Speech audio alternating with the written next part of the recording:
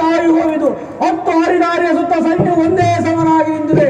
ಅರ್ಜುನನಿಗೆ ಮಾತ್ರವಲ್ಲ ಸ್ವಯಂ ಮೃತ್ಯುವಾದ ದುರ್ಭೇದ್ಯ. ಆದರೆ ಸೂರ್ಯನ ಹಸ್ತದೊಳಗಾಗಿ ನನ್ನನ್ನು ವಧಿಸುವುದಾಗಿ ಆ ಅರ್ಜುನನ ಪ್ರತಿಜ್ಞೆ, ಅವನ ಪ್ರತಿಜ್ಞೆ ಇದುವರೆಗೂ ಭಂಗವಾಗಿಲ್ಲ. ತನ್ನ ಪ್ರಾಣಗಳನ್ನು ಕೊಟ್ಟು ನಿನ್ನನ್ನು ರಕ್ಷಿಸುವುದಾಗಿ ಆಚಾರ್ಯರು ಹಮೇರಿ ಹಿಡಿದರು. ಈ ದುರ್ಭೇದ್ಯವಾದ ಶಾಖೋಜವನ್ನು ತೊಟ್ಟು ನಾನು ನಿನ್ನ ಬೆಂಗಾವಲು ಹಾಕಿರುವುದು ಸ್ವಲ್ಪವೂ ಭಯವಿಲ್ಲ ಸೈನ್ಯವ.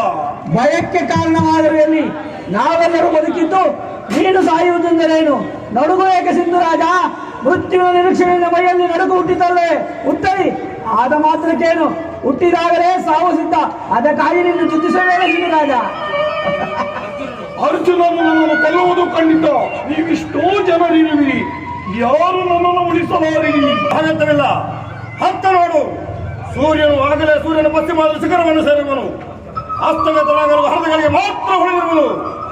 ಅರ್ಜುನ ವ್ಯೂಹದ ಅಂಚನ್ನು ಹೆಣ್ಣು ಮುಟ್ಟಿಲ್ಲ. ನೀನು ನಿಶ್ಚಿಂತರಾಗ ಮಿತ್ರ. ನಿಮ್ಮ ಮಾತುಗಳು ವ್ಯಕ್ತ.